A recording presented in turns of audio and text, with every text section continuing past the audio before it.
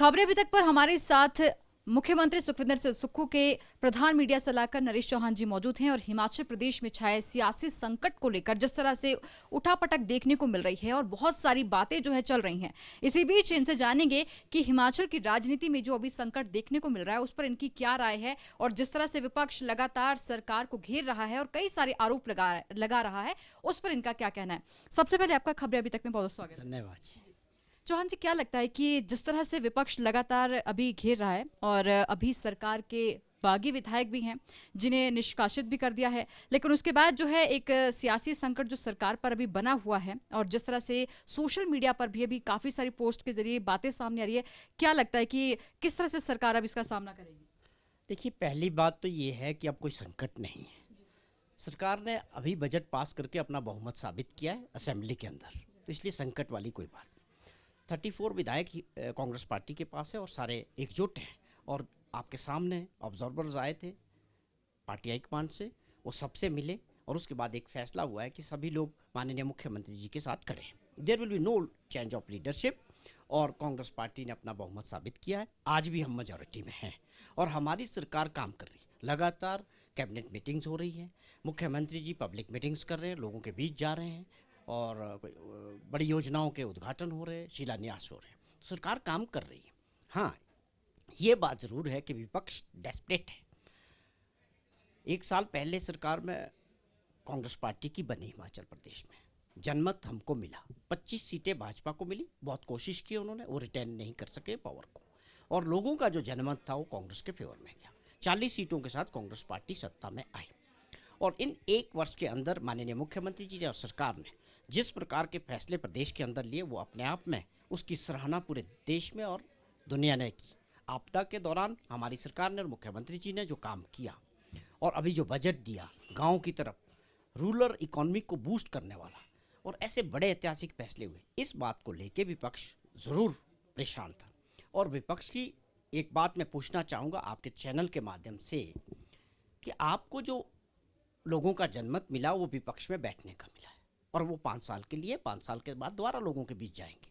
तो क्या आप लोकतंत्र का सम्मान इस तरह से करते हैं कि धन बल और सारी एजेंसीज को मिसयूज करके जनता द्वारा चुनी गई सरकार को गिराने का काम, यही लोकतंत्र का मॉडल भाजपा का है? तो ये हिमाचल प्रदेश में फेल हुआ और यहाँ देवभूमि है। लोग इस बात को बिल्कुल नहीं चाहते हैं। जो आदमी है, जहाँ है, जिस दल का है, उसके साथ रहेगा तो उसका राजनीतिक कैरियर आगे बढ़ेगा। पास्ट में भी जब कुछ लोगों ने ऐसे ही काम किए हैं, वो राजनीति में ख़त्म हो गए। आज इन 6 लोगों ने जो पार्टी को धोखा दिया, वो कांग्रेस के चिन्ह पे चुनाव जीत के आए। लोगों ने उनको कांग्रेस के कैंडिडेट के तौर पे जिताया। आपके कुछ मुद्दे थे, कुछ बड़ी बातें थी, तो आपको उसको पार्टी प्लेटफॉर्म के अंदर करनी चाहिए थी।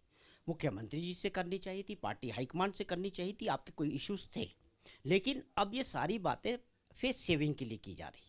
उन्होंने जो कुछ किया उसके पीछे भाजपा भी थी और उनकी भी अपनी महत्वाकांक्षाएं थी। कुछ लोग मंत्रिमंडल पाने के लिए डेस्परेट थे और उन्होंने इस बात को आगे बढ़ाया कि हम। आपने कहा कि जो नाराजगी थी या कोई भी उनकी समस्या थी वो मुख्यमंत्री के साथ बैठ के होनी चाहिए थी, उनके समक्ष उनको रखनी चाहिए थी। एक विधायक जो बार बार सोशल मीडिया के जरिए और अपनी ही सरकार पे मुख्यमंत्री के लिए जो है चिट्ठियां लिख रहे थे, उस समय भी गौर नहीं किया गया उनकी बातों को? नहीं, ठीक है, वो मुद्दों पे चर्चा थी कि युवाओं के लिए करना है, जो लोगों के रिजल्ट्स आने थे उस पर काम हो रहा था, उनकी बात को सुना जा रहा था। लेकिन इसका मतलब ये नहीं है कि जो मुद्दे हैं उस पर डिस्कशन होनी है पार्टी में, प्लेटफॉर्म में, हाईकमान में। आपकी मंशा कुछ और है, आप पार्टी को धोखा देंगे। आपने तो पार्टी को डिच किया है ना, तो आपसे क्या बात होनी है? तो फेस सेविंग है। अब आपकी मंशा कुछ और है और आपका इतिहास भी कुछ और है। आप पहले भी कांग्रेस में आए हैं, तो आपके ऊपर रिलाई करना, ये तो आप बहाना बना रहे हो ना कि हम क्यों गए। जिससे जनता में जो गुस्सा है उनके क्षेत्र में भी, पूरे प्रदेश में लोगों का इनके प्रति गुस्सा है। एक विधायक की बात, जैसे आपने कहा कि आप पहले भी किसी और पार्टी से जैसे कांग्रेस में आए हैं, लेकिन कांग्रेस से जुड़े हुए अगर धर्मशाला की बात करें, सुधीर शर्मा जी, काफी समय से उनसे भी नाराजगी देखने को मिल रही थी और उनकी नाराजगी जो है बार बार देखने को मिल रही थी। कई बार उनका कहना है कि मंच पर उन्हें जो है इग्नोर किया जाता था, उस पर क्या कहेंगे? नहीं, ये सारी बातें अब बहानाबाजी है। सबसे बड़ी बात है जो हमें लगता है, जो हम भी राजनीति में जो सुनते हैं और देखते हैं, दर्द इनका यही था कि सबको डेस्परेशन थी कि कैबिनेट में जगह मिले उसका समय था, वो होना है था, समय के साथ होना था। पार्टी हाईकमांड से उसकी परमिशन आती है, एक जगह खाली थी, आगे और होना था, एक सीमा है उसकी।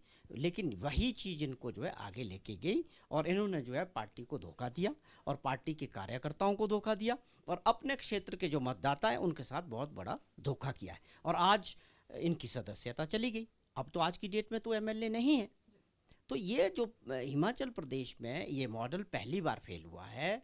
जो जयराम जी जो विपक्ष के नेता हैं, भाजपा की जो मंशा थी कि सरकार को धन बल और सारी चीज़ों से गिराने की, वो सफल नहीं हुआ है। उसका कारण है कि जो हमारे 34 के 34 लोग, हो सकता है उनसे भी बात हुई है। कई लोग बोलते हैं कि हमसे बातें हुई है, हमको भी ऑफ़र किए गए हैं, लेकिन उनका अपना सम्मान जो था, एक सेल्फ रिस्पेक्ट थी और पार्टी के प्रति जो उनकी श्रद्धा थी, वो उन्होंने नहीं किया।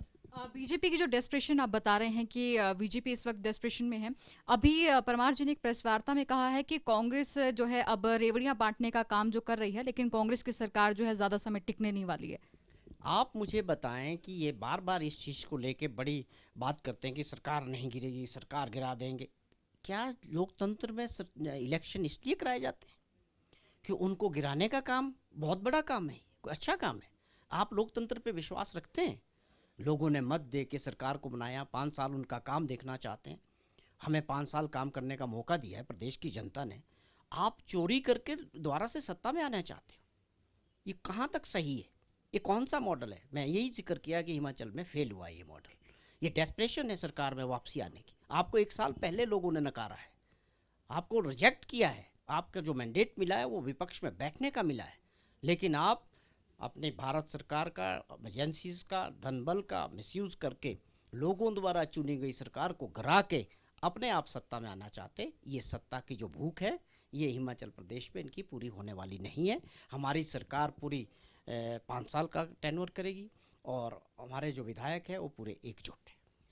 कांग्रेस आरोप लगा रही है कि बीजेपी जो उनके विधायकों को छोड़ रही है, लेकिन बीजेपी इसको बिल्कुल दरकिनार कर रही है कि ऐसा कुछ भी नहीं है। ये कांग्रेस की अपनी जो अंतर कला है वही कहीं ना कहीं कांग्रेस को हाशिए पर लेके जाएगी। देखिए, बहुत छोटा सा राज्य है, यहाँ जो कुछ होता है सब समझते हैं। किस प्रकार इनको हरियाणा में रखा जा रहा है, किस प्रकार वहाँ से हेलीकॉप्टर्स द्वारा लाया जा रहा है, कहाँ से सीआरपीएफ आ रही है और वहाँ पर उनके ऑफिसर्स हरियाणा गवर्नमेंट के उनके ठहरने का इंतज़ाम कर रहे हैं और भाजपा के लोग शरेआम इनसे मिल रहे हैं, भाजपा के वकील इनके लिए अपीयर हो रहे हैं।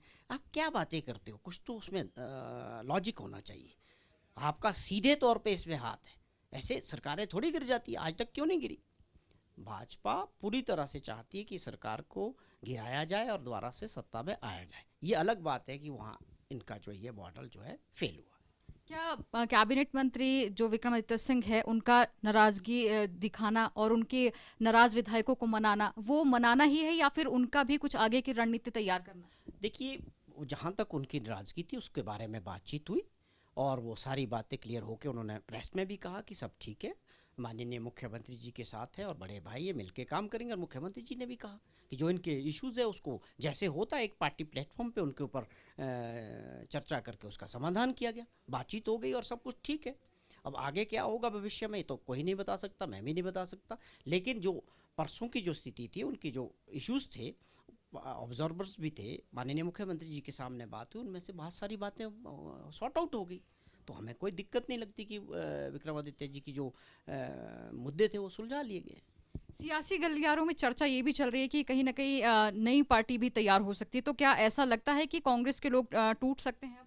नहीं, ये चीज़ों के बारे में मुझे कोई जानकारी नहीं। मुझे जितनी जानकारी है वो ये है कि कांग्रेस एकजुट है, कांग्रेस के पास मेजॉरिटी है। उन्होंने अभी विधानसभा में बजट पेश किया और वहाँ मेजॉरिटी दिखाई। हाँ, भाजपा के विपक्ष के लोग डेस्परेट हैं कि सरकार को गिराया जाए, लेकिन सरकार के पास बहुमत है और सरकार अपना काम बेखूबी ठाकुर सुखविंदर सिंह सुक्खू जी की अध्यक्षता में काम कर रही है। बातचीत के लिए बहुत धन्यवाद। Thank you. तो ये थे हमारे साथ मुख्यमंत्री के मीडिया सलाहकार नरेश चौहान जी, और शिमला से खबरें अभी तक के लिए कैमरामैन अंकुर के साथ मैं वर्षा महंत।